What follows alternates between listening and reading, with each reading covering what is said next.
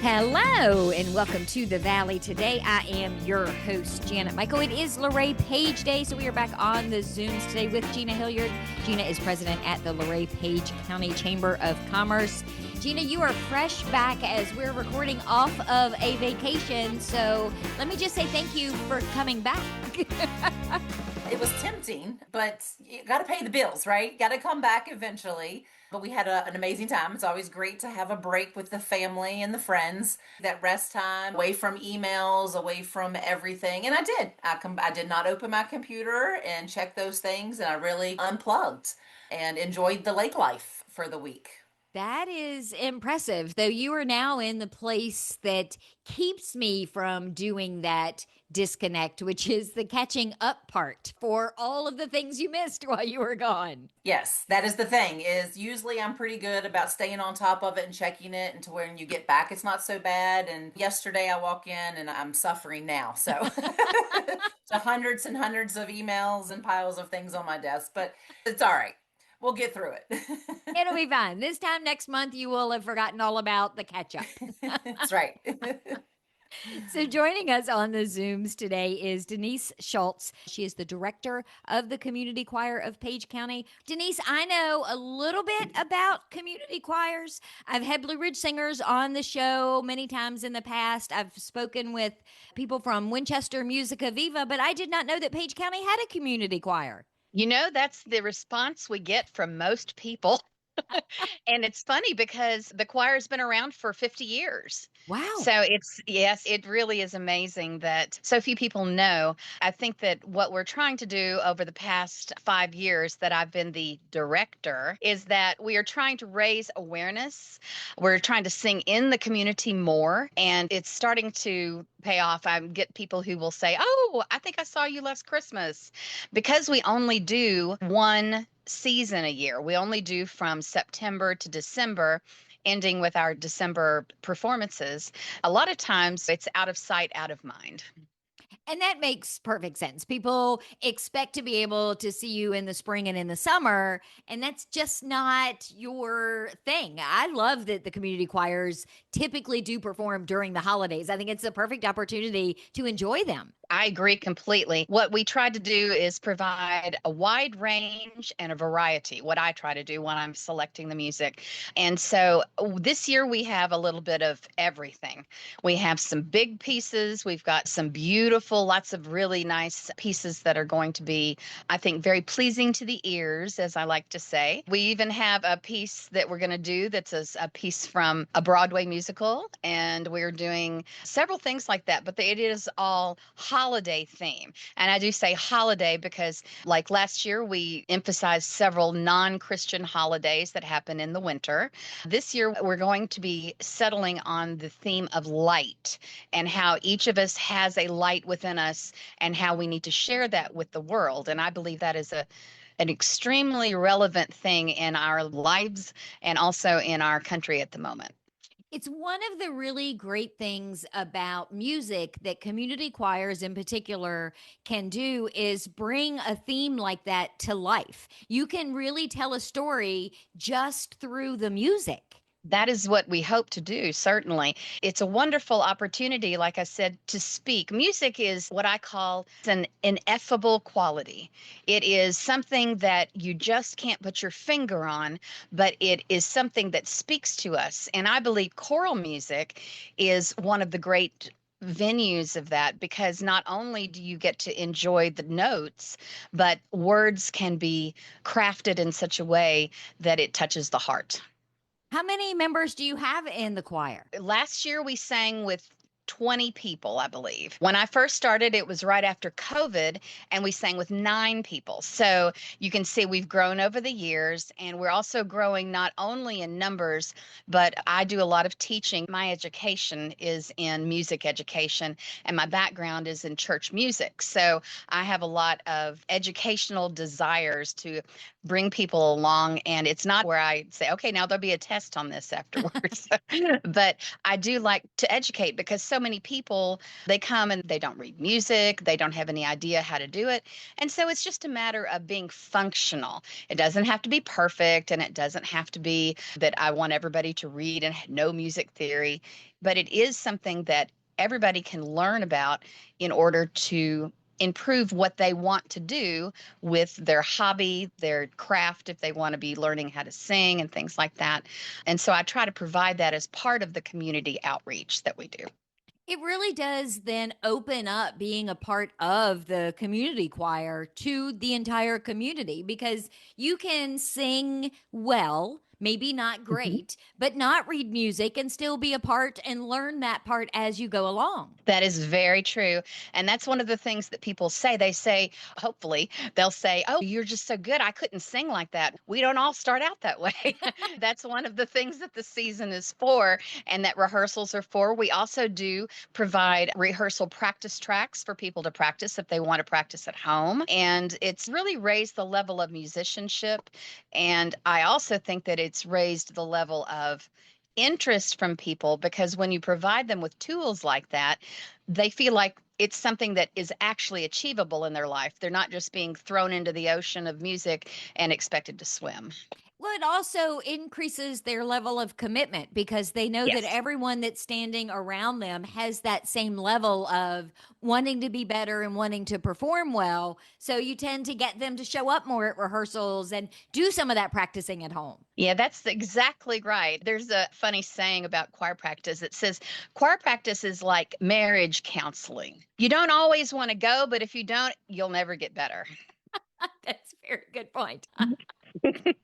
Now, do you have auditions? Can anyone just randomly show up before the season starts and say, "Hey, I think I'd like to be a part of Anybody this"? can come. We invite anybody high school age and up. We hope that they can at least carry a tune. If they can't, we can put them around some strong singers, but it's open to everyone. And we do ask that people give us a membership fee. All that does is to ensure that we're able to have enough music for everybody, and that we're able to, in case somebody runs off with their music, that we can replace it, things like that. And then we also have a lot of time together within the community. So we're hoping that that brings people who are in the community into the choir. And so we can have a reciprocal relationship and just be more integral part of the community. When you do your performances, are you all typically wearing the same thing? We tend to wear a black bottom and a white top. Last year, we included scarves. Now, that's the beginning part. Our concerts have two halves. Before the intermission is the prettier, the Christian, the theme, a lot of it. And we do in that part, it's just black and white. It just gives a clean look, and it helps people to concentrate on the music more so than on the fact that somebody's wearing a sparkly top. And then the second half, everybody is able to add something to themselves. Now, they could change, they could add a scarf, or they could add a hat, or they could add something fun. Last year, we did a medley of songs from the 1966 claymation of Rudolph the Red-Nosed Reindeer. And for that, everybody wore a hat because we were talking about Santa and things like that. And it's great. It's a variety each year as to what's going to happen. I think that is fantastic because community choirs are multiple people acting together as one, but then you also give them the ability to be their own individual self while still performing together as a group. I think that's fantastic. Thank you. I think it's wonderful. It's been a tradition within the choir for years. Let's take a break. When we come back, can we talk about some of the upcoming performances, where you're going to be, how long they last, how people can come and listen to you? Can we get those details in the next segment? You betcha. We are on the Zooms today for Luray Page Day. Gina Hilliard is joining us. She is president at the Luray Page Chamber of Commerce. Denise Schultz is with us as well. She is the director of the Community Choir of Page County. We're going to learn about their upcoming performances when we come back in just a couple of minutes. Hello, nonprofits. Have a project that's been sitting on the back burner? United Way NSV's Day of Caring returns on September 19th, and your nonprofit can be a part of it. This is the region's largest single-day volunteer event with over 900 volunteers ready to help. Whether it's painting, landscaping, organizing, or repairs, Day of Caring gives your organization hands-on support and saves thousands in maintenance costs. It's simple. Submit your project, let United Way match you with a team, focus more of your budget on what matters most, your mission. Learn more at unitedwaynsv.org/day of caring or reach out to dayofcaring@unitedwaynsv.org. Let us send helping hands your way.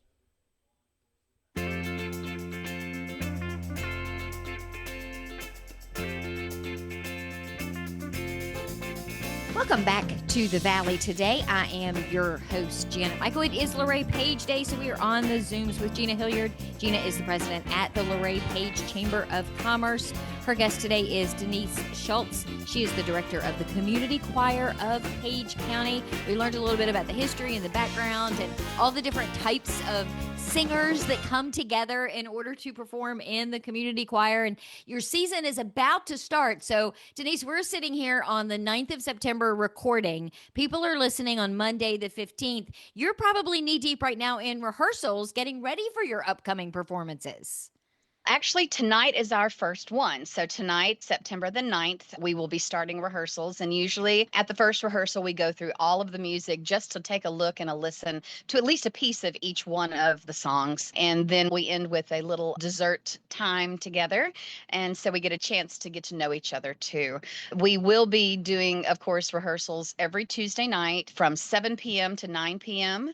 between now and when we have our performances. We usually have one outside rehearsal, maybe on a Saturday morning or something like that, just, to dig into certain parts that we have need for. But that's usually voluntary in case people have kids that need to be out and stuff like that.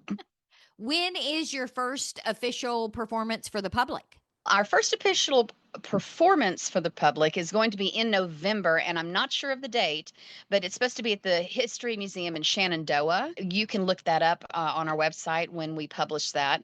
I'm not sure exactly the date, but it should be fun. This is a new venue for us. We're excited about the possibility of singing. Often we will sing in Luray, and Shenandoah and Stanley are part of Page County too. So we're seeking to get out into the different parts of Page County as well. And then you're going to be performing at the Chamber on the 5th of December. Yes, last year we started a new vein, if you want to call it, of the community choir, and it is a more auditioned ensemble. It usually has 8 or 9 people, and they dress in Edwardian costumes, the beautiful bell skirts, and all the gentlemen are all dressed up. We sing traditional music of that era, which are usually Christmas songs and hymns of that time. And so, yes, it will be wonderful for us to be able to do that again this year. You were telling me during the break, and I think this is so cool, that you actually go to some of the nursing homes in Page County and perform there. I love that. Yes, this year is the first year we've done it in a while because our concerts have been later in the season. They were usually the second Sunday of December. But what we're finding is that we're unfortunately having to push out some other things that are happening. So we backed it up this year. And so on the second Tuesday of December, which is, I believe, the 9th, if I'm correct, we're going to sing at Whispering Pines and Skyview just to get a chance to spread the cheer with those lovely people too. I bet that is the highlight of their, if not entire year, certainly their holiday season. Well, I hope that we will bring them some Christmas cheer. Our big performance, usually we do a Friday night and a Sunday. This year, because we are singing on Friday night at the Chamber, on Sunday the 7th at 2:00 is our main performance with all of the music. Some of the other places will sing pieces, but you'll get the whole performance at 2:00 on the 7th, Sunday the 7th of December. It is at the Luray United Methodist Church. That's where we practice. We're not affiliated with them, but we do have some members who attend there, and they have a wonderful facility and the willingness to allow us to use it. So the Luray United Methodist Church, right there on the corner of Main by the light. It's about an hour and 20-minute performance at the most with an intermission. And usually afterward, we will have a small cookie and punch fellowship. You can't go wrong with church acoustics. That's really the smartest location.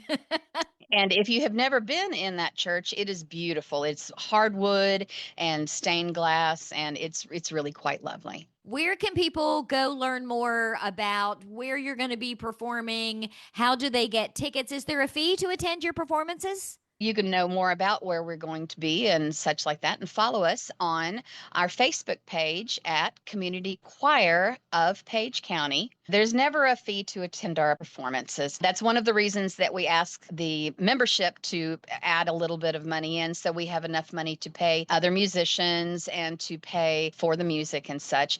But we always hope that the community will support us with just what we call a love offering.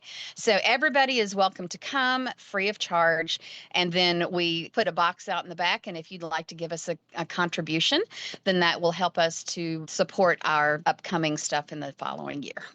I would suggest that if I ever were to join your choir, you should change that box to a bucket because that's how I have to carry my tune. Okay, there you go. People say that, oh, I would love to be in that, but I can't sing. And I say, well, your talents obviously must lie elsewhere, and life would be very boring if we all had the same talents. Although I do have to say, these movie stars that are playing these singers in documentaries and biopics that have crazy good voices, I'm thinking if they can sing and sound like Bob Dylan, maybe I'm not as bad as I think I am. You never know. Maybe you should just sing out, come and sing, and then we'll know. I can tell you when I do it around the house, the dogs howl and my husband rolls his eyes. So Oh, I'm guessing that okay. audience is probably as nice an audience as I'm ever going to get. Well, okay.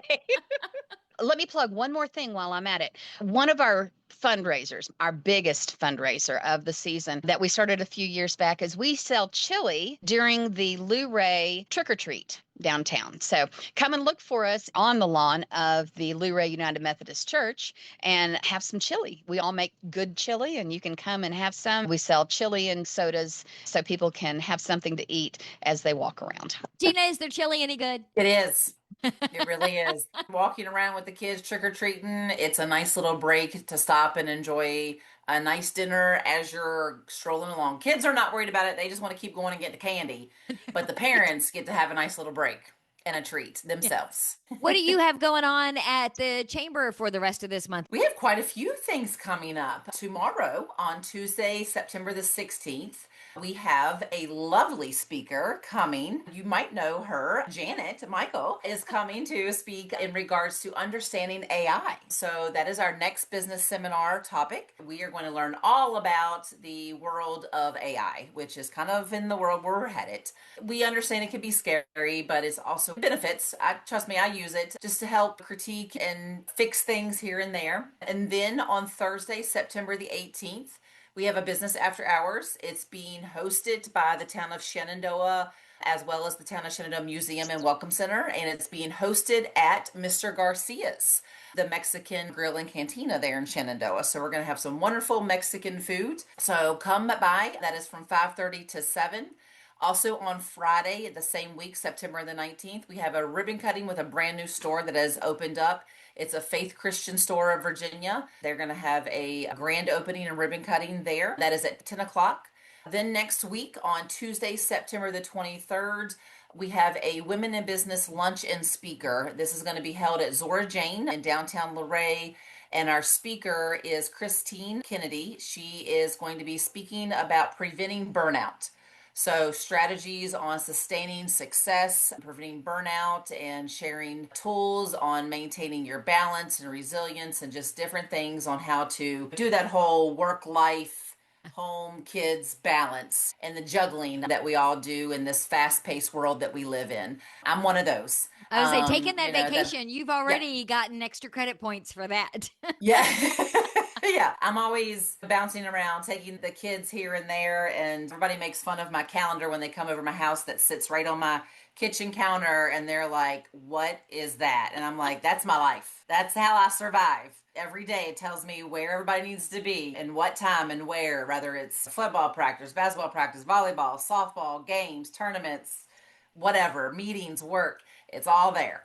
And so we all have that life sacrificing and juggling. So we're going to learn a little bit more on preventing that burnout strategy and how we can adjust and keep that work-life balance. And then on Friday, September the 26th, we have a ribbon cutting with Green Hill Cemetery Association. They are celebrating 2 milestones. They're unveiling that they are a National Historic Registry. as well as they're putting in a new kiosk there. That will end our September events before we roll into the busy October season.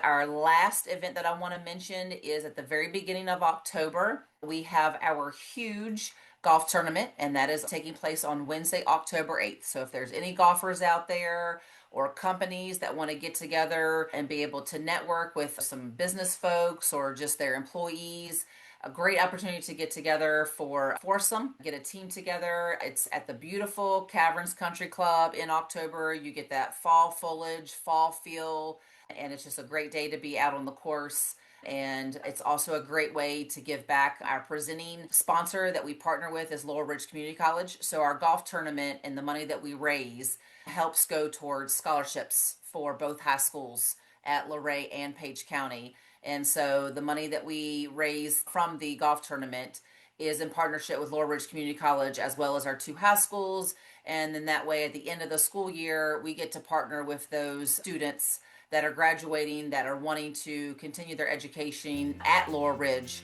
And one of them will be a recipient of a scholarship that they get to attend and help them out financially. So it's a great partnership and a great way to give back. And you get to play golf at a beautiful location on a beautiful fall day. It checks all the Exactly. boxes. Exactly. And then take chances of all kinds of winnings and just a great time, goodie bags. We have light breakfast and we serve a wonderful lunch. So, yeah, just a great day.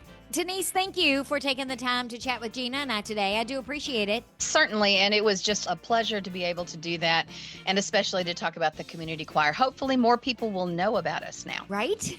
They'll be able to say, hey, I heard you on the radio. Yes. And Gina, I will see you, I guess as people are listening, I will see you tomorrow for the AI seminar. But as we're recording, I'll see you next week. Sounds good. I will be back tomorrow with a brand new episode of The Valley Today, a few minutes after noon. So meet me here then.